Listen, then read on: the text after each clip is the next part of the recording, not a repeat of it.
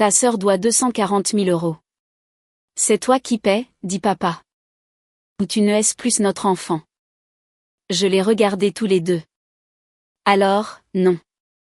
J'appelai ma banque ce soir-là. 7 jours plus tard, toute la famille se présenta. J'ouvris la porte et dis trop tard. Mon père le dit comme il disait d'habitude, passe-moi le sel. Ta sœur doit 240 000 €. Et c'est toi qui vas payer. Ce n'était pas une question. Ce n'était même pas vraiment une déclaration qui m'était adressée. La façon dont on s'adresse à quelqu'un dont on n'est pas sûr de la réponse. C'était un verdict prononcé à l'encontre d'une personne déjà condamnée dans une pièce où elle n'avait pas été invitée. J'étais juste là pour être informée. C'était un dimanche après-midi de janvier. Le genre de janvier que Lyon offre, sans s'excuser, plat aigri et froid, d'une manière qui ne mord pas tant qu'elle ne pèse pas sur tout, constamment, comme si elle avait tout le temps du monde. La cuisine de mes parents sentait le rôti que ma mère avait préparé pour un déjeuner qu'aucun de nous n'avait mangé. La nourriture était toujours sur la cuisinière. Mon manteau était toujours sur moi. J'étais dans la maison depuis 11 minutes. Mon père était assis en face de moi à table. Ma mère était assise au bout, plus proche de lui que de moi. Ses mains étaient sur ses genoux.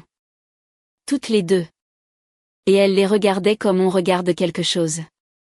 Cela vous dit ce que vous devez savoir, mais vous espérez que, si vous continuez à regarder, cela va d'une manière ou d'une autre dire quelque chose de différent. J'ai remarqué cela à propos de ses mains. Je l'ai noté. J'y reviendrai plus tard. L'entreprise de Chloé a échoué, continua mon père. Il y a des créanciers. Il y a des comptes, certains portent votre nom, depuis que vous avez co-signé ce prêt il y a 4 ans. Il marqua une pause. Non pas la pause de quelqu'un d'incertain. La pause de quelqu'un qui a organisé ses arguments à l'avance et les parcours. À mon avis, c'est une affaire de famille. Nous la gérons en famille. Tu paies, nous passons l'éponge. Et c'est la fin de l'histoire. Je le regardais. Puis je regardais ma mère. Elle regardait toujours ses mains. Je dis, depuis combien de temps le savez-vous? La mâchoire de mon père se serra. Il dit, ce n'est pas le problème pour l'instant. C'est le problème sur lequel je pose la question. Il dit, Margot, juste mon prénom. La façon dont les parents disent votre prénom quand ils décident s'ils doivent s'engager ou simplement répéter ce qu'ils ont déjà dit. Ma mère ne bougea pas. Je dis, depuis combien de temps, maman? Elle leva enfin les yeux. Il y avait quelque chose sur son visage qui n'était pas tout à fait de la culpabilité ni tout à fait de la peur, mais qui vivait dans le même voisinage que les deux.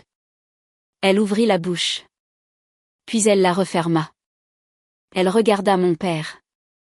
C'était tout ce dont j'avais besoin. J'avais eu beaucoup de conversations difficiles en 34 ans.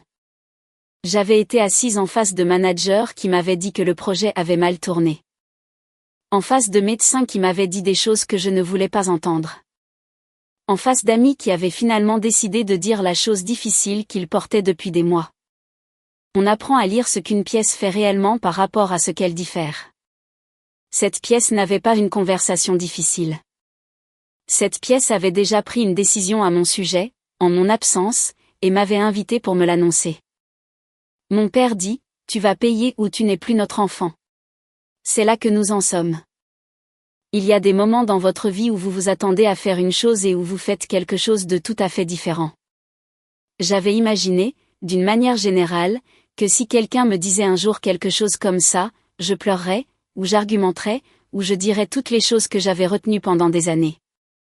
J'avais imaginé le volume, les larmes et l'épuisement particulier d'essayer de faire comprendre quelque chose à quelqu'un qui avait déjà décidé de ne pas comprendre. Je n'ai rien fait de tout cela. Je regardais mon père, puis ma mère. Elle était retournée à regarder ses mains. Je dis, alors, non. Je me levai. Je pris mes clés sur la table.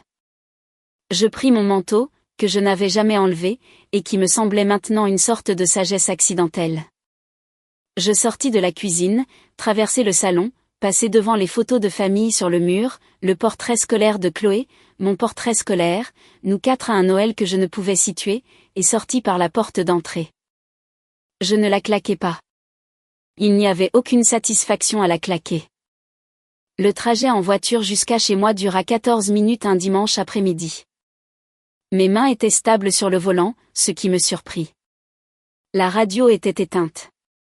Le chauffage s'alluma lorsque je démarrai la voiture, puis trouva lentement son rythme, et je conduisis dans les rues grises de Lyon, ne pensant à rien en particulier, ce que le cerveau fait parfois lorsqu'il absorbe quelque chose de trop grand pour être traité tout en naviguant dans le trafic. J'entrai dans mon appartement. J'accrochai mon manteau. J'allai à la cuisine et restai un instant devant le comptoir, sans allumer aucune lumière. Puis je m'assis sur le sol de la cuisine, le dos contre l'armoire, et je pleurai pendant 12 minutes. Je savais que c'était 12 minutes, car je regardais l'horloge du micro-ondes d'où j'étais assise. Je ne sais pas pourquoi. Je pense que j'avais besoin de mesurer quelque chose. Quand les 12 minutes furent écoulées, je me levai. Je me lavai le visage à l'évier de la cuisine. Je me fis une tasse de café, ce que je ne voulais pas vraiment, mais ce qui donna à mes mains quelque chose à faire. Puis je m'assis à ma table de cuisine. Ma table de cuisine, pas celle de mes parents. Pas un endroit où les verdicts me tombaient dessus. J'ouvris mon ordinateur portable et tapai 2 mots dans la barre de recherche, historique de crédit. Les résultats revinrent en quelques secondes. J'avais un service de surveillance. J'avais toujours eu un service de surveillance, car j'avais toujours été le genre de personne qui faisait attention à ce genre de choses. Je cliquai pour voir mon rapport complet. Le système tira les données. Le chiffre en haut de la page m'arrêta. Je posai ma tasse de café. Doucement. La façon dont vous posez quelque chose lorsque vous ne faites pas tout à fait confiance à vos mains. Ce n'était pas le chiffre que j'attendais. Ce n'était pas, en fait, un chiffre que j'aurais pu attendre. Ce n'était pas un chiffre qui s'était produit par accident. Ou par l'attrition ordinaire d'une année difficile. Ou par une cause unique qu'une personne pourrait désigner en disant « ça ». Juste ça. C'est ce qui a causé cela. C'était un chiffre d'une autre nature. Je le fixai longuement. Puis je pris mon téléphone et appelai Delphine. Le chiffre en haut du rapport de crédit était inférieur de 193 points à ce qu'il était 3 mois auparavant. 193 points. En 3 mois. Ce n'est pas un chiffre qui s'accumule. Ce n'est pas l'érosion progressive d'un paiement en retard ici. Un solde élevé là-bas. La friction ordinaire d'une vie bien remplie. Un score de crédit ne chute pas de 193 points parce que vous avez oublié de payer une contravention. Il chute ainsi parce que quelque chose a mal tourné au niveau structurel. Quelque chose de fondamental. Quelque chose qu'une cause unique ne peut expliquer. Je versai le café que j'avais fait dans l'évier et en préparai une nouvelle cafetière. Puis je me rassis avec mon ordinateur portable et commençai à parcourir le rapport ligne par ligne. Il y avait des comptes que je reconnaissais. Mon prêt immobilier. Mon prêt auto. Remboursé il y a 18 mois. Et toujours là comme un bon souvenir. 2 cartes de crédit que j'avais ouvertes moi-même. Toutes 2 avec de faibles soldes car j'avais toujours payé plus que le minimum. Toujours. Parce que c'était le genre de personne que j'étais, le genre de personne qui lisait les relevés. Qui suivait les soldes. Qui savait où allait son argent et pourquoi. Puis il y avait des comptes que je ne reconnaissais pas. Le premier était une ligne de crédit professionnel. Le nom de l'institution ne m'était pas familier. Le solde était de 87 000 €. Je regardais la date d'ouverture, il y a 3 ans. Mon numéro de sécurité sociale était listé comme emprunteur principal. Je restais très immobile. Je pensais à 4 ans plus tôt. Le salon de la maison de mes parents, qui sent le même nettoyant pour tapis depuis 1994. Chloé assise en face de moi. Ses cheveux coiffés. Son énergie, cette luminosité particulière qu'elle pouvait allumer quand elle voulait quelque chose. Le genre qui vous faisait sentir que vous étiez la seule personne importante dans la pièce. Elle avait imprimé un plan d'affaires. 18 pages, reliées en spirale. Il y avait un logo. Un spa, dit-elle. À la Confluence, qui est le quartier de Lyon où les jeunes et les optimistes vont pour ouvrir des entreprises. Elle avait déjà trouvé un espace. Elle avait déjà parlé à un entrepreneur. Ce qu'elle n'avait pas, c'était un historique de crédit suffisant pour obtenir un prêt professionnel. Mon père dit, contente-toi de co-signer. Une formalité. 45 000 €. Si elle fait ses paiements, ce qu'elle fera, regarde-la. Regarde ce plan. Elle est si sérieuse à ce sujet. Tu ne sauras même jamais que tu as signé quoi que ce soit. Et si le pire arrive, ce qui n'arrivera pas, nous trouverons une solution en famille. Je dis oui. Je regardais les documents du prêt. Je vis le montant. 45 000 €. Mon nom sur la ligne du co-signataire. Le nom de Chloé sur la ligne de l'emprunteur. Je demandai une copie. Mon père dit, bien sûr. Je rentrai chez moi et attendis l'arrivée de la copie. Elle n'arriva jamais. Et je me dis que je ferai un suivi. Et puis je ne fis pas de suivi. Parce que j'étais occupée. Et parce que je leur faisais confiance. Et parce que faire confiance à votre famille n'est pas censé être ce qui vous ruine. Je revins au présent. Aux chiffres sur mon écran. Le prêt que j'avais accepté de co-signer était de 45 000 €. Le compte devant moi affichait 87 000 €. Un refinancement que je n'avais jamais autorisé. Des documents que je n'avais jamais signés. Ou que je n'avais pas signés sciemment. Ou, et c'est là que la pensée devint quelque chose que je n'étais pas tout à fait prête à achever, n'avais pas signé du tout. Je fis défiler. Un deuxième compte. Une autre institution. Ligne de crédit professionnel. Solde. 61 000 €. Mon numéro de sécurité sociale listé comme emprunteur principal. Aucune trace du nom de Chloé dans le résumé. Date d'ouverture. Il y a 2 ans et demi. Un troisième. 34 000 €. Même profil. Puis une carte de crédit personnel. Le genre qui vous envoie une carte dans une enveloppe standard et ne demande rien de plus qu'un nom, une adresse, une date de naissance, un numéro de sécurité sociale. Tout cela, ma sœur l'avait. Tout cela, elle l'avait acquis de la manière la plus ordinaire possible, en étant ma sœur. Solde de la carte. 58 000 €. La carte était ouverte depuis 2 ans. Je ne l'avais jamais tenue entre mes mains. Je ne l'avais jamais activée. Je n'y avais jamais consenti à aucun moment que je pouvais retrouver dans ma mémoire. J'additionnais les chiffres. Puis je les additionnais à nouveau. Je suis responsable marketing de profession. Pas comptable, mais je sais additionner. Le total arriva au même endroit les 2 fois. 240 000 €. Je restai assise à ma table de cuisine dans le noir pendant un moment. Je n'allumais pas les lumières. Il y avait assez de lumière provenant de l'écran de l'ordinateur portable. Dehors, une voiture passa. Ses phares glissèrent sur le plafond. Quelque part dans le couloir, une porte se ferma. Des bruits ordinaires d'un dimanche soir ordinaire. Dans l'appartement d'une femme qui était assise dans le noir, apprenant que la vie qu'elle pensait avoir construite avait une forme différente de celle qu'elle croyait. Le sentiment n'était pas de la rage. Pas encore. C'était quelque chose qui n'avait pas de nom. Quelque chose qui était assis dans la poitrine comme une pierre placée là tranquillement, sans annonce, et que vous ne remarquez que lorsque vous essayez de respirer normalement et que vous constatez que vous n'y parvenez pas tout à fait. Je pris mon téléphone. J'appelai Delphine.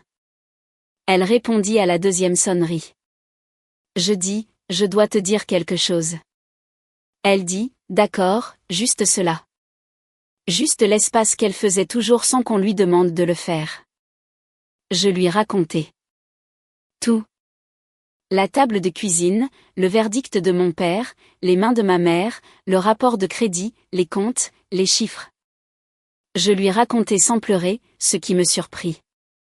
Mais peut-être qu'il n'y a qu'une certaine quantité de larmes qu'une personne peut verser en une soirée, et j'avais utilisé mes 12 minutes. Delphine écouta sans m'interrompre. Ce qui est l'une des choses que j'ai toujours appréciées chez elle, la compréhension que certaines choses doivent être dites avant d'avoir besoin d'une réponse. Quand j'eus fini, elle dit « J'arrive ». Elle arriva 40 minutes plus tard avec un sac de nourriture thaïlandaise que ni l'une ni l'autre n'allions manger.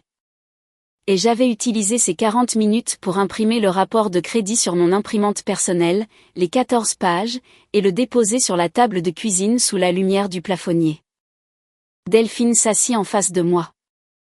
Elle parcourut les pages lentement, comme elle fait tout, sans se presser, sans manifester d'inquiétude. Je regardais son visage pendant qu'elle lisait. C'est un visage très difficile à lire, ce qui fait en partie qu'elle est bonne dans son travail, et il me dit très peu de choses jusqu'à ce qu'elle pose la dernière page. Elle regarda les comptes. Elle regarda les dates. Elle regarda la colonne où étaient listées les informations de l'emprunteur, et la colonne où apparaissait mon numéro de sécurité sociale. Puis elle me regarda. Elle dit, « Margot, ce n'est pas un problème de cosignature. » Delphine dit, « Dis-moi ce que ça donne de l'extérieur. » Alors je le fis, je dis. Quelqu'un avait accès à mes informations personnelles. Mon numéro de sécurité sociale. Ma date de naissance. L'historique de mes adresses. Ma signature, du moins un échantillon. Cet accès est venu du prêt initial il y a 4 ans. Celui que j'ai accepté. Celui que j'ai signé de ma propre main, et que j'ai vu mon père ranger dans un dossier. Après le traitement de ce prêt, quelqu'un a utilisé ces informations pour faire plusieurs autres choses. Pour refinancer le prêt initial sans mon autorisation. Pour ouvrir de nouvelles lignes de crédit à mon nom auprès d'institutions où je n'avais jamais mis les pieds. Pour demander une carte de crédit qui est arrivée à une adresse qui n'était pas la mienne, et a été activée par une main qui n'était pas la mienne. Delphine écouta. Quand je m'arrêtai, elle dit, « Combien de personnes avaient accès à toutes ces informations en même temps ?» Je ne répondis pas. Je n'avais pas besoin de le faire. Pendant que Delphine parlait, posant les questions méthodiques qu'elle pose lorsqu'elle résout un problème, le genre de questions qui viennent de 11 ans en RH, et d'une conviction fondamentale que l'information, correctement organisée, finit par vous dire ce que vous devez savoir. Je me retrouvais ailleurs. Non pas partie de la cuisine, non pas absente de la conversation, mais tirée, de côté, dans quelque chose qui refaisait surface plus je cherchais à regarder ce qui était devant moi. J'avais 16 ans. C'était mon anniversaire. La maison de mes parents, le même tapis, la même lumière à travers la fenêtre de la cuisine. Mon père avait un ruban autour de quelque chose qu'il rapportait de la voiture, et pendant un instant, en rentrant de l'école avec mon sac à dos toujours sur le dos, je pensais que la chose avec le ruban était pour moi. C'était un samedi. Mon anniversaire était un samedi cette année-là. C'était un vélo, bleu, avec des guidons argentés. Il le porta par la porte d'entrée et le déposa dans le salon, et Chloé, qui avait 13 ans, et n'avait pas encore appris à cacher son plaisir de recevoir des choses, fit un bruit dont je me souviens encore, quelque part entre un halètement et un rire. Je restai dans l'encadrement de la porte avec mon sac à dos. Mon père me regarda. Il dit, « Ta sœur l'a demandé. » Puis, comme si cela complétait une pensée que j'avais commencée, « Tu n'en as pas besoin. Tu te débrouilles toujours. » Il n'était pas cruel en disant cela. C'est la partie que j'ai passé des années à essayer d'expliquer aux gens qui posent la question. Il n'essayait pas de me blesser. Il croyait sincèrement que c'était un compliment. Tu es capable. Tu es autonome. Tu ne nécessites pas le même entretien que ta sœur. Il était fier de moi quand il le disait. C'est ce qui rendait cela si complet. J'ai reçu une carte. La carte contenait un billet de 20 €. Je les remerciai tous les deux. Je montai et m'assis sur mon lit avec mon sac à dos toujours sur le dos et je compris. De la manière spécifique et sans mots que les adolescents comprennent les choses avant d'avoir le langage pour les nommer, que d'être celle qui se débrouille ne serait pas la même chose que d'être celle à laquelle on pensait. Delphine dit, « Margot, je revins. » La cuisine. Les 14 pages. La lumière du plafonnier. Elle dit, « Ce que tu décris n'est pas une erreur que quelqu'un a faite. C'est une décision que quelqu'un a prise. À plusieurs reprises. Pendant plusieurs années. Avec ton nom. Elle le dit simplement. La façon dont elle dit toutes les choses importantes, non pas pour que cela me frappe. Non pas pour s'assurer que je le ressente. Juste parce que c'était la manière précise de décrire ce qu'elle voyait dans ces 14 pages. Je l'entendis frapper quand même. Je l'entendis, comme on entend quelque chose qui réarrange les meubles dans une pièce où l'on est assis depuis longtemps. Je dis, je sais. Elle resta jusqu'à minuit. Nous ne mangeâmes pas le plat thaïlandais. Nous bûmes le café que j'avais fait, 2 cafetières, et nous parcourûmes à nouveau les documents. Et à un moment donné, elle commença à m'aider à les organiser par date et par institution. Parce que c'est ce qu'elle fait. Elle rend l'accablant gérable en lui donnant une structure. Quand elle partit, elle me serra dans ses bras à la porte et dit, « Appelle-moi demain. » Je dis que je le ferai. Je ne dormis pas beaucoup. Le matin, j'allais travailler parce qu'un brief de campagne devait être remis avant midi, et parce que je ne savais pas encore quoi faire d'autre un mardi. Et parce que le rythme des choses ordinaires peut vous soutenir lorsque votre esprit a besoin d'être quelque part qui n'est pas dans ce que vous avez découvert la veille. Je répondis aux emails. Je m'assis à la réunion marketing de 9h et apportai 2 idées, toutes 2 bien accueillies. Et je regardais les visages des personnes autour de la table de conférence et pensais, aucun d'eux ne sait. Aucun d'eux ne sait que je suis assise ici avec 240 000 € de dettes frauduleuses attachées à mon nom et une famille qui a décidé que la bonne réponse à cela est que je paie tranquillement et que je ne rende pas les choses difficiles. J'avais l'air normal. J'ai toujours été très douée pour avoir l'air normal. Après la réunion, je passai un appel depuis ma voiture dans le parking souterrain. J'avais trouvé le nom d'un avocat spécialisé dans la fraude à la consommation la veille, pendant que Delphine et moi organisions les documents. J'avais écrit le numéro sur un post-it et l'avais mis dans la poche de mon manteau et avais essayé de ne pas penser à ce que l'appel signifierait.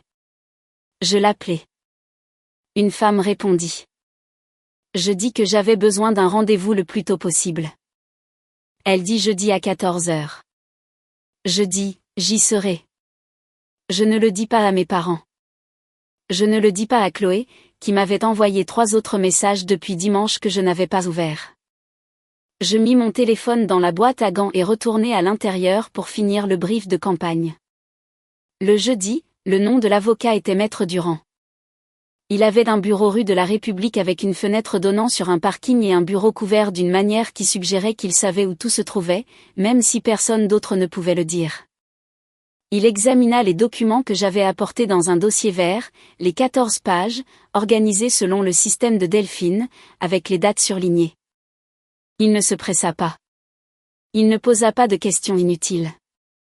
Quand il eut fini, il déposa les pages et croisa les mains sur le bureau. Il dit, « Certaines de ces signatures sont des faux. » Il le dit la première fois et puis, un instant plus tard, sans drame, comme pour s'assurer que le mot avait été reçu. Des faux. Il laissa cela s'installer. Puis il dit, il y a ici suffisamment d'éléments pour déposer une plainte pénale. Mais je dois vous faire comprendre quelque chose avant de parler des prochaines étapes. Il me regarda fixement. La façon dont les gens vous regardent lorsque ce qu'ils sont sur le point de dire est quelque chose qu'ils ne veulent pas que vous manquiez. Une fois que nous l'aurons déposé, vous ne pourrez plus revenir en arrière. Mon père appela 3 fois le mardi. Ma sœur appela 4 fois le mercredi. Et puis, comme je ne répondais pas, envoya un message qui disait « Je sais que tu es contrarié, mais s'il te plaît, rappelle-moi. Nous pouvons résoudre ça. » Je lus le message dans le parking souterrain après le travail, debout entre ma voiture et la voiture d'à côté. Puis je mis mon téléphone face cachée dans mon sac et rentrai chez moi. Je ne les ignorais pas par colère. Ou pas seulement par colère. Je les ignorais parce que je travaillais. Maître Durand m'avait donné une liste de ce dont il avait besoin. Chaque document lié au prêt initial il y a 4 ans. Chaque relevé auquel je pouvais accéder pour les comptes frauduleux. Toute communication écrite ou textuelle de membres de la famille faisant référence à la dette ou au compte. Et une chronologie écrite de tout ce dont je pouvais me souvenir. Dans l'ordre avec les dates quand je les avais. J'ai passé les soirées de mardi et mercredi à ma table de cuisine avec les 14 pages et un bloc-notes et mon ordinateur portable, à construire le dossier que Maître Durand avait demandé. Delphine est venue le mardi et m'a aidé à organiser les relevés par ordre chronologique, et elle n'a rien dit qui n'était pas utile, ce qui est l'une des raisons pour lesquelles je l'ai gardé dans ma vie pendant 7 ans. Le dossier grandit. Plus je l'organisais, plus il me disait de choses. Non pas d'une manière que je n'avais pas soupçonnée, je soupçonnais déjà tout à présent, mais de la manière spécifique et irréfutable dont la documentation vous dit les choses. Date. Montant. Adresse. L'adresse enregistrée sur la carte de crédit frauduleuse était la maison de mes parents. Le numéro de téléphone enregistré sur le prêt refinancé était un numéro que je ne reconnaissais pas, mais que j'apprendrais plus tard être un téléphone prépayé. La signature sur la demande de refinancement était la mienne, de la manière générale dont une copie d'une chose est la chose suffisamment proche pour passer un examen superficiel, suffisamment différente, une fois que vous saviez où regarder, pour qu'un œil entraîné la voie immédiatement. Maître Durand l'avait vu immédiatement. Il avait utilisé le mot 2 fois. Le mercredi soir, à 18h20, l'interphone de mon immeuble sonna. J'ai failli ne pas répondre. Puis j'ai regardé l'écran de la caméra et j'ai vu ma mère dans le hall, dans son manteau d'hiver, son sac à main au bras, son visage faisant ce qu'il fait quand elle essaie d'avoir l'air posée et n'y parvient pas tout à fait. J'ai appuyé sur le bouton. J'ai dit « Monte ». J'ai ouvert la porte avant qu'elle ne frappe. Elle est entrée et a regardé mon appartement comme elle le fait toujours lorsqu'elle vient. Un rapide coup d'œil que je pense être vraiment inconscient, vérifiant que tout est propre. Qu'il n'y a aucun signe de désordre. Il y avait cependant 14 pages de rapport de crédit et un bloc-notes avec 2 jours de notes sur ma table de cuisine, et ses yeux s'y sont posés et y sont restés un instant avant qu'elle ne me regarde. Elle a dit « Pouvons-nous nous asseoir ?» Nous nous sommes assises. Elle s'est assise là où Delphine s'était assise. Je me suis assise en face d'elle. Elle a dit ce à quoi je m'attendais, car j'avais été sa fille pendant 34 ans, et je savais comment elle construisait ses arguments. Elle a dit, la famille d'abord. Elle a dit que Chloé avait fait des erreurs, mais qu'elle restait de la famille. Et que la famille ne laissait pas les siens traverser les choses seuls. Elle a dit, ton père ne dort plus. Elle a dit, cela va faire du mal à tout le monde si tu continues comme ça. Elle a dit, pouvons-nous s'il te plaît nous asseoir et en parler, tous ensemble, et trouver une voie à suivre qui ne se termine pas par la destruction de quelqu'un. Elle a dit tout cela avec une détresse sincère. Je veux être précise à ce sujet. Ma mère ne jouait pas la comédie. Elle était effrayée. Et la peur était réelle. Et quelque part à l'intérieur, il y avait aussi, je pense, de l'amour. L'amour particulier d'une personne qui ne peut pas imaginer choisir entre ses enfants, et qui a donc, sans tout à fait se l'admettre, déjà choisi. Je la laissai finir. Puis je dis, maman, depuis combien de temps le sais-tu ? Elle ouvrit la bouche. Puis elle la referma. Ses yeux se tournèrent vers la fenêtre par-dessus mon épaule, celle qui donne sur le parking, où les lumières s'allumaient dans l'obscurité de janvier. Elle cherchait quelque chose dehors. Je ne pense pas qu'elle l'ait trouvé, dis-je. Pas à propos du prêt initial. Je sais que vous le saviez. Je veux dire le reste, le refinancement, les autres comptes, depuis combien de temps ? Ses mains, qui avaient été croisées sur la table, se séparèrent. Elle pressa l'une d'elles à plat contre le bois, puis l'autre.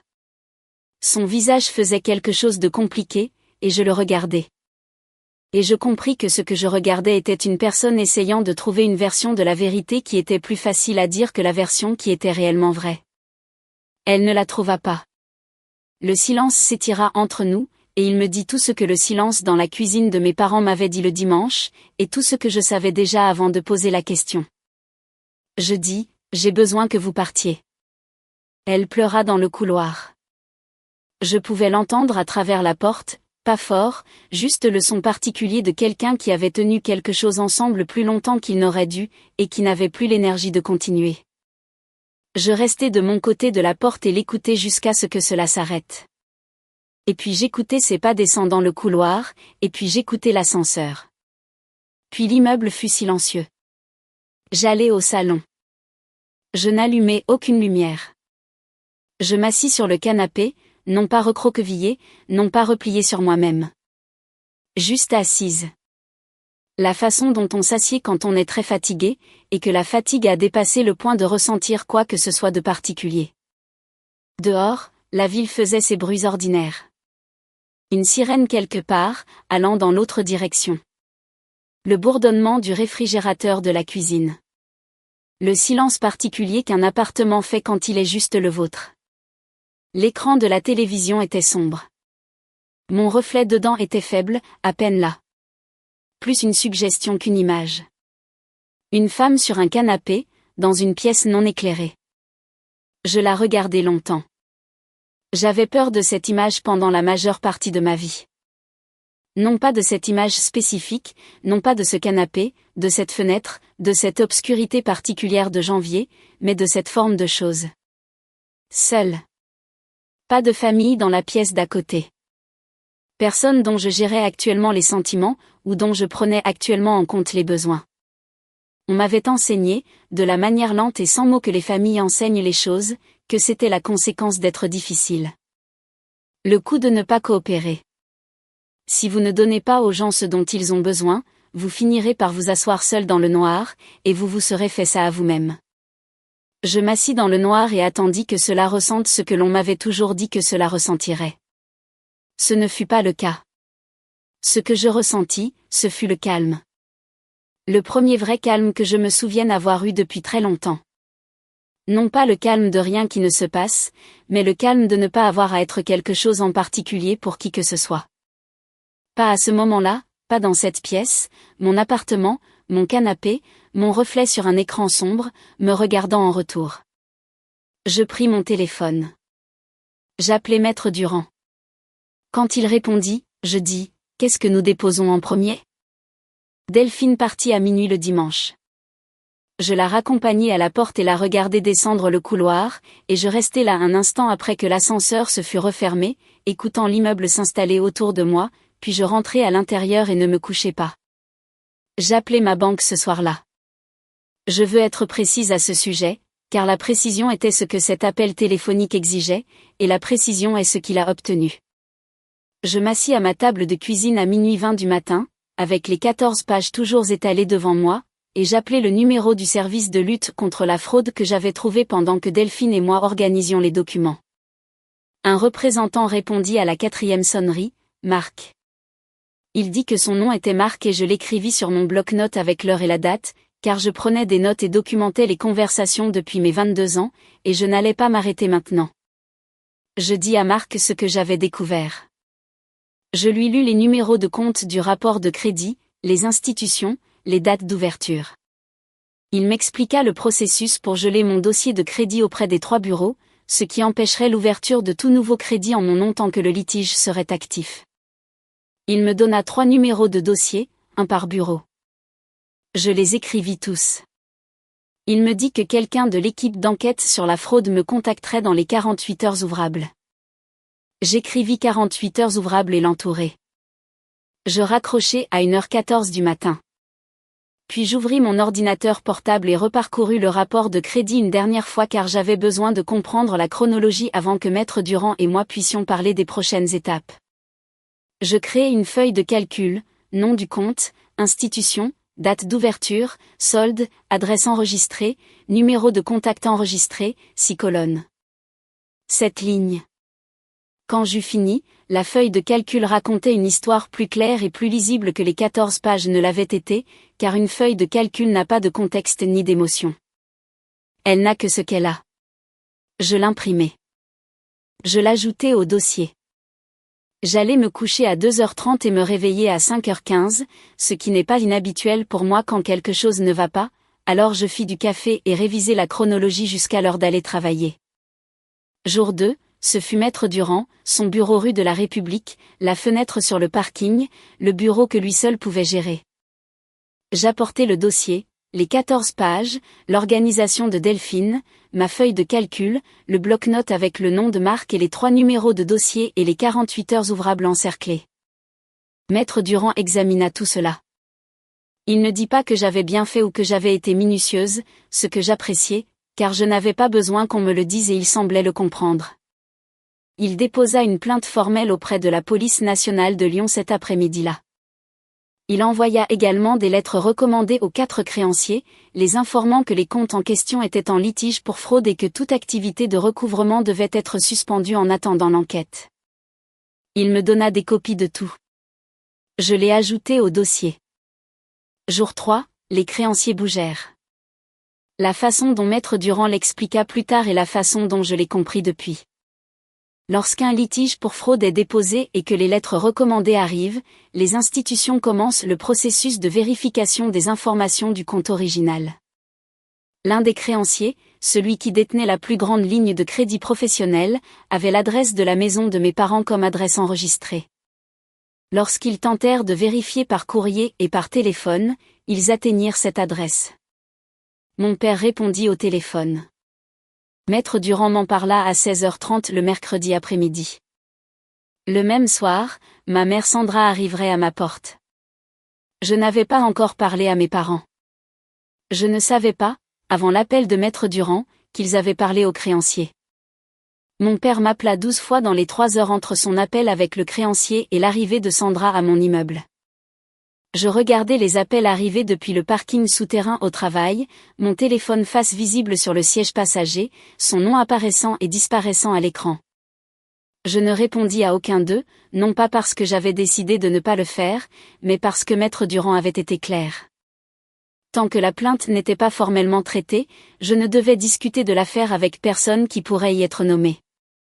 Mon père avait été nommé dans la documentation comme un contact connu en rapport avec le prêt original.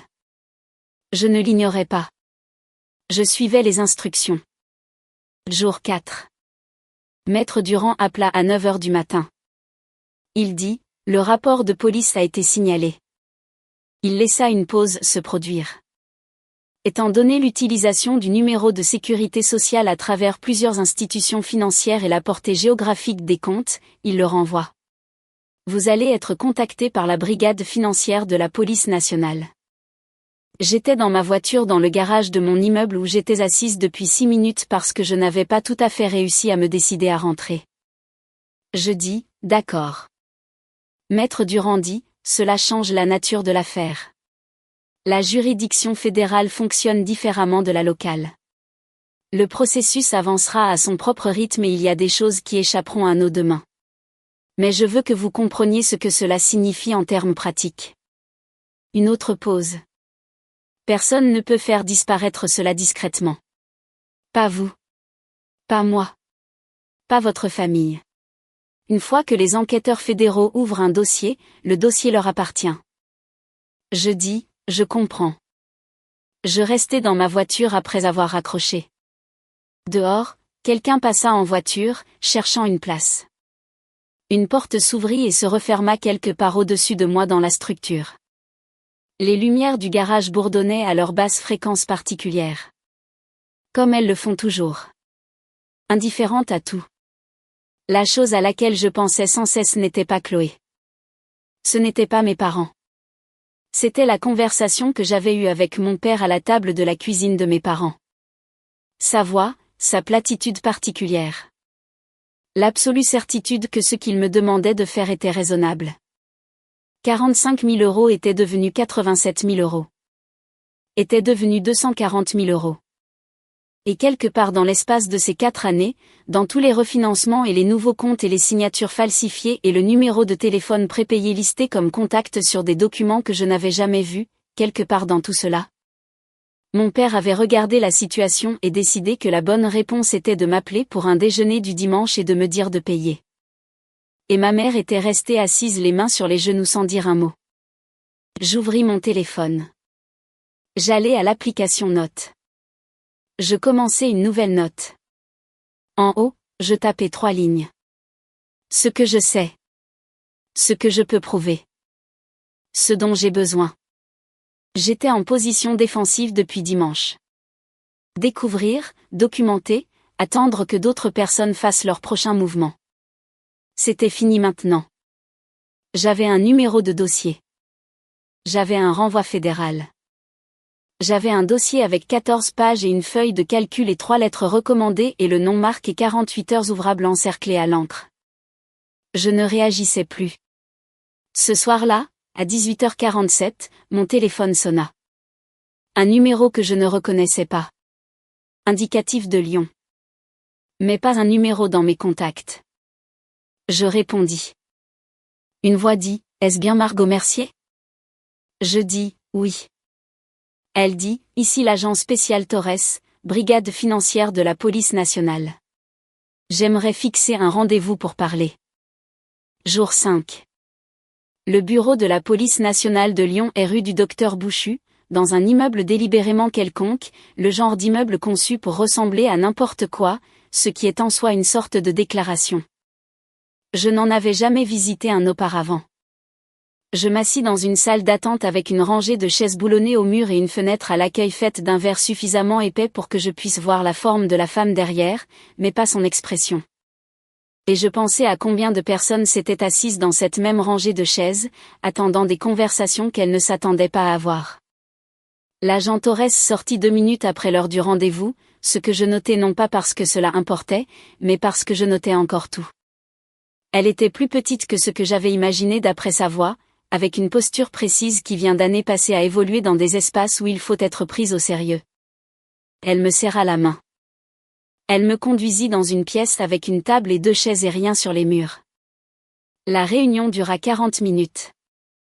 Je ne la reconstruirai pas entièrement car la majeure partie était procédurale, ce que l'enquête impliquerait, quel calendrier était réaliste, ce que je devais et ne devais pas dire publiquement sur l'affaire tant qu'elle était active. L'agent Torres ne fit pas de promesses. Elle me donna un numéro de dossier, une ligne directe et un dossier d'information sur ce à quoi m'attendre lorsqu'une enquête fédérale pour fraude est en cours. Elle parlait comme les gens parlent lorsqu'ils ont eu cette conversation de nombreuses fois et comprennent que la clarté est une forme de respect. À la fin, je demandai, « Que dois-je faire pour soutenir l'enquête ?» Elle me le dit. Je pris des notes. J'ai demandé de l'aide tout au long de ma vie professionnelle, demandé des ressources, demandé des prolongations, demandé des avis sur des problèmes que je ne pouvais pas résoudre seule. Mais il y a une texture particulière à demander de l'aide pour quelque chose qui vous arrive, personnellement, quelque chose qui a à voir avec qui vous êtes et ce qui a été fait à votre nom. J'ai toujours trouvé ce genre de demande difficile. Cela exigeait d'admettre que vous aviez été en position d'être blessé. Cela exigeait de laisser quelqu'un d'autre voir l'ampleur de ce qui s'était passé. J'ai demandé quand même, l'agent Torres a répondu. Je suis parti avec le dossier sous le bras et je suis retourné au bureau à temps pour un appel à 3 heures. Jour 5 au soir. Une amie à moi, une femme nommée Clara, qui connaissait Chloé et moi depuis nos 25 ans, qui occupait cette position sociale particulière d'être proche des 2 côtés d'une famille divisée sans être alliée avec l'un ou l'autre, m'a envoyé un message à 7 heures du soir. Il disait, « Chloé m'a demandé de te contacter. Elle est vraiment effrayée.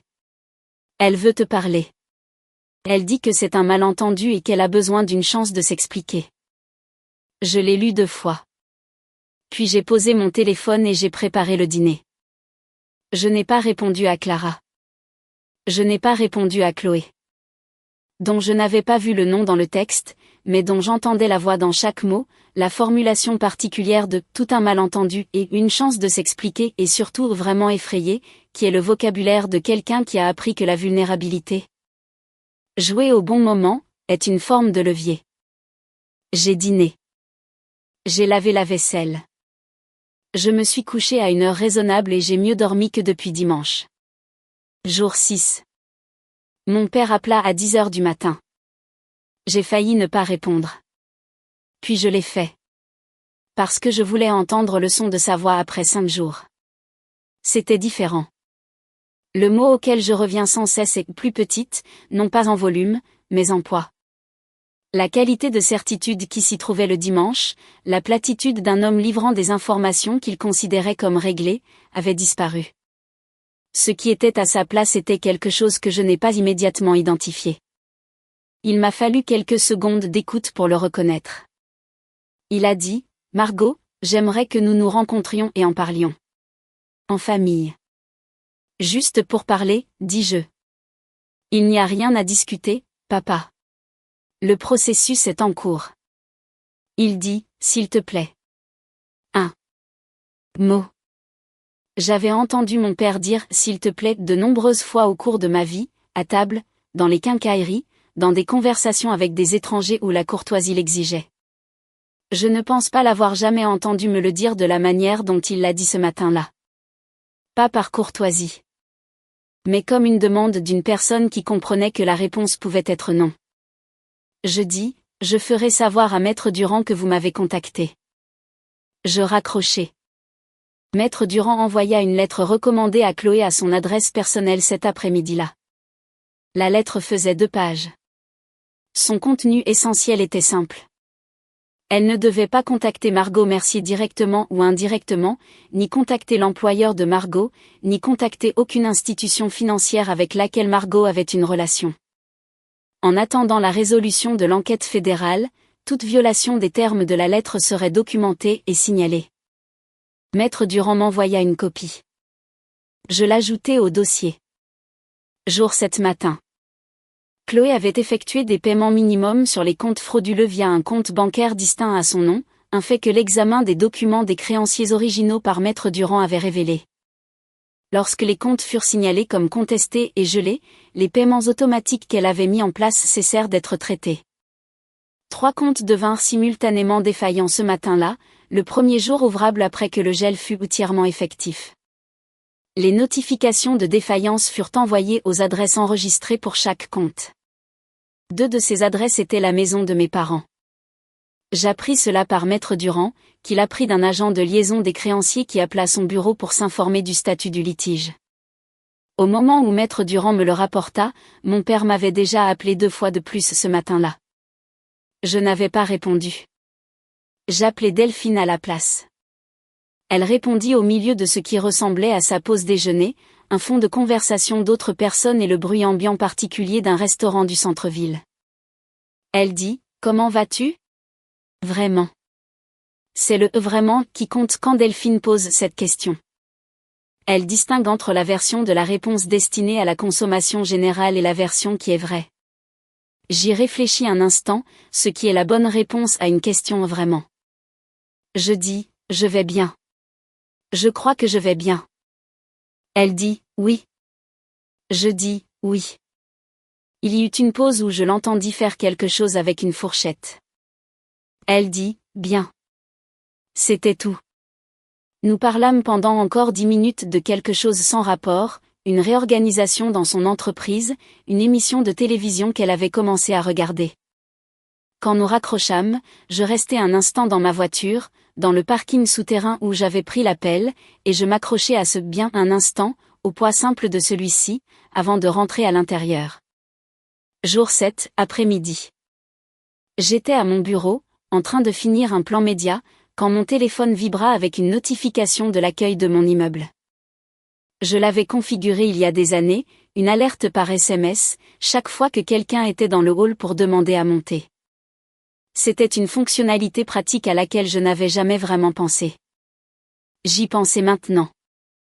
La notification disait qu'il y avait des visiteurs demandant mon appartement. J'appelai l'accueil. L'employé, un étudiant nommé Jérôme, qui travaillait les lundis et jeudis, et qui avait toujours été poli de la manière de quelqu'un qui a décidé que la politesse ne lui coûtait rien, me dit qu'il y avait 5 personnes dans le hall. 5, dis-je. Pouvez-vous les décrire ? Il le fit. Un homme âgé, une femme âgée, une jeune femme qui avait pleuré, un homme avec la jeune femme qui lui tenait le bras, une femme âgée, différente de la première, qui avait dit qu'elle était là pour aider. Je les connaissais tous les 5, dis-je. Faites-les monter. J'ouvris la porte avant qu'il ne frappe. Ils se tenaient dans le couloir dans la configuration des gens qui sont arrivés ensemble quelque part, mais ne sont pas entièrement sûrs qu'ils auraient dû. Chloé devant, Théo juste derrière elle avec une main dans le bas de son dos, mon père à gauche, ma mère derrière lui. Et tante Paulette au bord du groupe comme les gens se tiennent quand ils sont venus aider et le regrettent déjà. 5 personnes dans le couloir d'un immeuble où elle n'avait jamais été, dans une ville qu'elle ne visitait qu'en cas de nécessité, en janvier, à une heure où aucune d'entre elles ne serait là autrement. Je les regardai. Ils me regardèrent. Je ne bougeais pas de l'embrasure de la porte. Je ne dis pas, entrez. Pas immédiatement. Et personne n'avança. Nous restâmes là un instant, moi, d'un côté du seuil, tous les 5 de l'autre, et je compris que c'était un moment que j'avais passé très longtemps à redouter. Ce n'était pas ce à quoi je m'attendais. Je reculai. Je l'ai laissé entrer.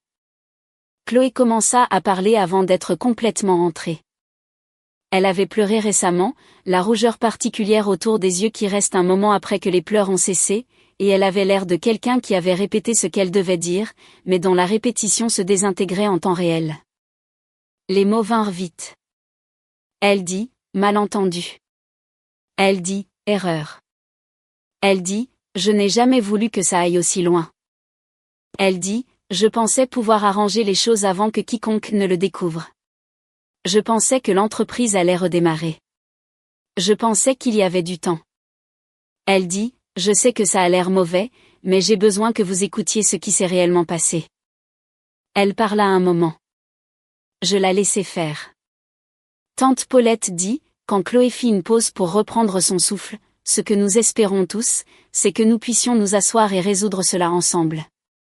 En famille, il y a des options qui ne doivent pas se terminer comme les choses évoluent. Mon père dit, tout ce dont tu as besoin pour arranger ça, Margot, nous trouverons un moyen de le faire. Tous ensemble. Il me regarda d'une manière qu'il ne m'avait pas regardé le dimanche, non pas de la position de quelqu'un qui rend un verdict, mais de la position de quelqu'un qui comprenait, peut-être pour la première fois, que des verdicts pouvaient aussi être rendus dans l'autre sens. Dis-nous juste ce dont tu as besoin. Ma mère se tenait derrière lui et ne parla pas. J'attendis que la pièce soit silencieuse. Cela prit plus de temps qu'on ne l'aurait imaginé. Chloé remplissait le silence par réflexe, comme certaines personnes le font. Et tante Paulette essayait de maintenir ouvert un espace de négociation déjà fermé. Et mon père avait plus à dire. J'attendis que tout cela s'épuise. Quand ce fut le cas, je dis, je vais vous dire quelque chose, et j'ai besoin que vous l'entendiez clairement. Le couloir, ils étaient tous encore debout. Aucun d'eux ne s'était assis. Je ne leur avais proposé aucun endroit où s'asseoir. La pièce se tut. Je dis, il y a 3 jours, l'affaire a été renvoyée à la brigade financière de la police nationale. J'ai déjà rencontré un agent. J'ai déjà fourni toute ma documentation. L'affaire a un numéro de dossier fédéral et un enquêteur fédéral lui est assigné. Chloé fit un bruit. Je continuai, une enquête fédérale pour fraude n'est pas un litige personnel. Cela ne fonctionne pas comme ça fonctionne en ce moment. Avec 5 personnes dans un couloir me demandant de reconsidérer, la décision sur la marche à suivre ne m'appartient plus. Elle appartient au système fédéral. Je ne peux pas appeler l'agent Torres et lui dire que j'ai changé d'avis parce que ce n'est pas comme ça que fonctionnent les enquêtes fédérales et parce que je n'ai pas changé d'avis. Je fis une pause. Je laissai cela s'installer. Trop tard, dis-je. Ce n'est pas une menace. C'est un fait. Ce qui se passa ensuite se déroula par étapes. La façon dont les choses s'effondrent lorsqu'elles ont été longtemps soutenues par une structure qui n'a jamais été aussi solide qu'elle n'y paraissait. Chloé s'assit sur le sol de mon couloir. Pas de façon dramatique, pas tant un effondrement qu'un abandon. La façon dont une personne s'assied lorsque ses jambes ont simplement cessé de coopérer. Théo s'agenouilla avec elle, un genou au sol, la main sur son dos. Elle fit le bruit que j'avais entendu à travers la porte mercredi soir quand Sandra s'était tenue dans le même couloir et avait pleuré, mais différent. Les pleurs de Sandra avaient été le son de quelqu'un qui avait tenu quelque chose et n'avait plus d'énergie. Ceux de Chloé étaient un rugissement, le son de quelqu'un qui avait couru dur pendant 4 ans et avait heurté un mur et se trouvait maintenant de l'autre côté du mur sans plus rien pour courir. Mon père s'assit, pas sur le sol. Au début, il s'appuya contre le mur, puis ses jambes cédèrent comme celles de Chloé et il s'assit sur le sol de mon couloir, le dos contre le mur et le visage dans les mains. Il avait 63 ans. Il avait travaillé dans la même usine de fabrication pendant 27 ans avant qu'elle ne ferme. Il avait construit une terrasse à l'arrière de leur maison de ses propres mains l'été de mes 12 ans. Je ne l'avais jamais vu de ma vie s'asseoir sur un sol. Tante Paulette dit quelque chose. Je ne me souviens plus quoi. C'était le genre de choses que les gens disent quand ils n'ont plus les mots pour ce qui se passe réellement. Puis ma mère parla. Elle était toujours debout. Ses mains, qui étaient à ses côtés, bougèrent non pas pour atteindre quelqu'un, juste pour bouger. La façon dont les mains bougent quand la personne à qui elles appartiennent essaie de trouver la bonne forme pour ce qu'elle est sur le point de dire. Elle me regarda. Juste moi. Pas mon père, ni Chloé, ni tante Paulette, et sa voix était très calme. Elle dit, j'aurais dû te le dire. Il y a 2 ans, quand j'ai appris le refinancement, je savais que ce n'était pas juste. Je savais ce qu'elle avait fait et je me suis dit que ce n'était pas si grave. Je me suis dit qu'elle allait rembourser. Je me suis dit qu'elle s'arrêta. Recommença, plus lentement. J'aurais dû te le dire. Je suis désolée. Je regardai ma mère. Je la crus. Je veux être précise à ce sujet parce que je pense que cela compte. Je crus qu'elle était désolée. Je crus qu'elle avait su et avait choisi de ne pas me le dire et avait passé 2 ans à vivre avec ce choix et que le « désolé » qu'elle disait maintenant n'était pas une performance. C'était réel. Cela ne changeait rien. Je dis, je sais. Puis je dis, j'ai besoin que vous partiez tous maintenant. Personne ne discuta. C'était la chose que je n'avais pas anticipée, qu'au moment crucial. Avec le numéro de dossier et le renvoi fédéral et le dossier que Maître Durand avait construit et le son de Chloé sur mon sol, il ne resterait plus rien à discuter. Tante Paulette aida Chloé à se relever. Théo garda sa main sur son dos. Mon père se releva lentement avec la délibération de quelqu'un dont le corps était devenu plus lourd au cours des 10 dernières minutes. Ma mère me regarda une dernière fois brièvement, puis détourna le regard. Ils allèrent dans le couloir. J'attendis qu'ils soient tous passés la porte, puis je ne dis rien de plus et je la refermai. Je restai de mon côté de la porte dans le silence. Puis je me laissai glisser jusqu'à m'asseoir sur le sol. Le dos contre la porte, comme je m'étais assise sur le sol de ma cuisine 7 jours plus tôt après être rentrée de la maison de mes parents avec des mains stables et une poitrine qui n'avait pas encore compris ce qui venait de se passer. 7 jours plus tôt, je m'étais assise sur ce sol et j'avais pleuré pendant 12 minutes en regardant l'horloge. Je ne pleurais pas cette fois. Je m'assis dans le silence et respirai. Et le silence était le même silence que toute la semaine, le mien. Juste le mien. Le silence d'un appartement où la seule personne dont je devais rendre compte des sentiments était la personne assise par terre. J'y restai un moment. Puis je me levai. 6 mois plus tard, je peux vous dire comment cela s'est terminé. Ou comment cela s'est terminé jusqu'à présent, ce qui est la façon la plus précise de le dire. Parce que certaines choses n'ont pas de fin tant qu'elles ont le point où vous cessez de les regarder tous les jours. Chloé a plaidé coupable à 2 chefs d'accusation de fraude fédérale. La plainte initiale en nommait 5. L'accord de plaidoyer l'a ramené à 2, ce qui est le fonctionnement habituel des accords de plaidoyer, ce que Maître Durand m'avait expliqué à l'avance, afin que je ne le vive pas comme une défaite lorsque cela se produirait. Ce ne fut pas une défaite.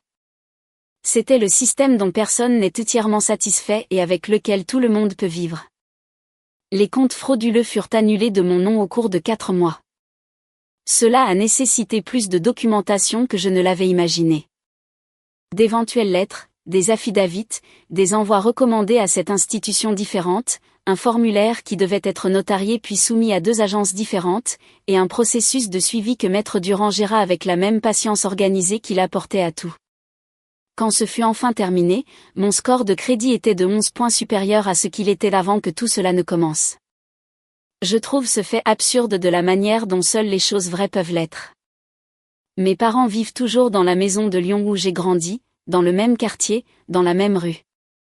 Je leur parle, pas souvent, pas longtemps, pas avec l'aisance que j'espérais, je pense, voir se développer un jour entre nous si je continuais simplement à être présente, fiable et à leur donner suffisamment de temps pour me voir correctement.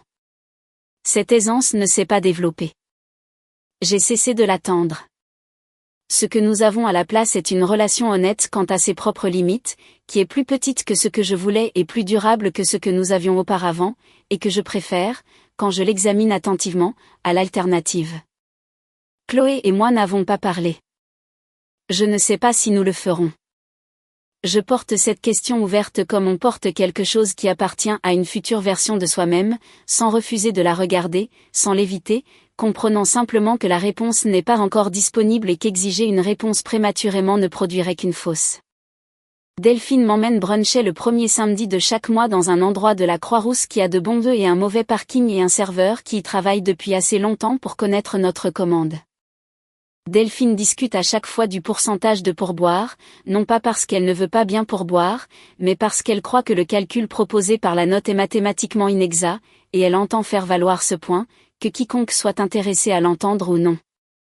Elle est exactement qui elle a toujours été. Je suis consciente du cadeau particulier que cela représente. C'est un samedi matin maintenant, en janvier à nouveau. La lumière qui traverse la fenêtre au-dessus de mon évier de cuisine en janvier est pâle et très honnête. Le genre de lumière qui ne flatte rien mais rend tout exactement comme soi-même. Je suis à ma table de cuisine avec une tasse de café. Je n'ai nulle part où aller pendant les 3 prochaines heures. Il n'y a personne dont je surveille l'humeur. Personne dont je précalcule la réaction. Personne dans la pièce d'à côté dont les sentiments constituent un système météorologique pour lequel je dois me préparer. Je suis à ma table de cuisine. C'est la mienne. Quelqu'un m'a demandé, il n'y a pas si longtemps, si j'étais en colère. C'était une personne qui connaissait les grandes lignes de ce qui s'était passé, pas tous les détails, pas la feuille de calcul ni le numéro de dossier ni les lettres recommandées, juste la forme générale, et qui essayait, je pense, de comprendre comment une personne traverse quelque chose comme ça sans que cela ne laisse de traces. J'ai réfléchi à la question un moment avant de répondre, ce que la question méritait. Je leur ai dit que j'étais libre. Ils m'ont regardé comme les gens vous regardent lorsque la réponse que vous avez donnée ne correspond pas à la forme de la question qu'ils ont posée. Ils ont dit qu'ils ne comprenaient pas la différence. Je ne l'ai pas expliqué. Non pas parce que je ne le pouvais pas, mais parce que j'ai appris que certaines choses ne se traduisent pas bien en explication, que l'expérience est la seule preuve que la chose est réelle, et qu'essayer de décrire l'expérience à quelqu'un qui ne l'a pas vécue, c'est comme essayer de décrire une couleur. Vous pouvez dire les mots. Les mots ne sont pas la couleur. Ce que j'aurais pu leur dire si j'avais voulu essayer, c'est que la colère, c'est toujours regarder la chose qui vous a blessé, toujours en relation avec elle, toujours la laisser occuper le centre du cadre. Que la liberté n'est pas l'absence de ce qui s'est passé, mais l'absence de ce qui s'est passé comme fait principal de votre vie. Que vous pouvez tout savoir pleinement chaque détail, chaque numéro de compte, chaque faux, chaque dimanche après-midi dans une cuisine de janvier et que ce ne soit plus la chose la plus bruyante dans la pièce. Que j'ai appelé ma banque ce soir-là parce que j'avais cessé d'attendre que quelqu'un d'autre s'en occupe. Que j'ai déposé la plainte parce que l'alternative était d'être quelqu'un qui savait qu'un crime avait été commis contre elle et avait choisi le silence quand même, ce qui aurait fait de moi une version de la chose dont j'avais le plus peur de devenir. Que j'ai dit trop tard parce que c'était le cas. Que je me suis relevée. Je ne suis pas la même personne que j'étais dans la cuisine de mes parents ce dimanche-là. Je ne suis pas sûre de pouvoir retrouver cette personne même si je le voulais. Elle a passé 34 ans à croire que le chemin le plus fiable pour être aimé était de ne rien demander, de ne rien désirer, de tout gérer et de rester. Je suis restée très longtemps. Le café est chaud. La lumière à travers la fenêtre est ce qu'elle est. Dehors, le chien de quelqu'un aboie contre quelque chose et une voiture recule d'une place et la machinerie ordinaire d'un samedi matin fonctionne sans rien me demander. Je prends la tasse à 2 mains. Je reste ici. Si vous avez déjà été la personne responsable, celle qui s'en sortait, celle qui ne demandait jamais trop, celle sur qui la famille comptait discrètement sans jamais le dire à voix haute, alors vous savez déjà quelque chose que Margot a dû apprendre à la dure. Être fiable n'est pas la même chose qu'être en sécurité. Les personnes qui dépendent de votre fiabilité ne sont pas toujours les mêmes personnes qui la protégeront. Ce que l'histoire de Margot nous apprend est spécifique et pratique. Votre nom sur un document est votre responsabilité légale, peu importe qui vous a demandé de le signer ou à quel point vous leur faisiez confiance. Co-signer n'est pas une faveur. C'est un engagement financier avec de réelles conséquences. Et au moment où vous découvrez que ces conséquences ont été étendues à votre insu, la chose la plus aimante que vous puissiez faire pour vous-même est de le signaler immédiatement et de laisser le système faire ce pour quoi il a été conçu. Il n'y a rien de cruel à se protéger d'un crime. Il n'y a rien de déloyal à dire la vérité. La leçon la plus difficile se trouve sous la leçon juridique. C'est ceci, les personnes qui vous aiment n'ont pas besoin d'emprunter votre nom. Elles n'ont pas besoin de votre silence. Elles n'ont pas besoin que vous payiez pour ce qu'elles ont cassé.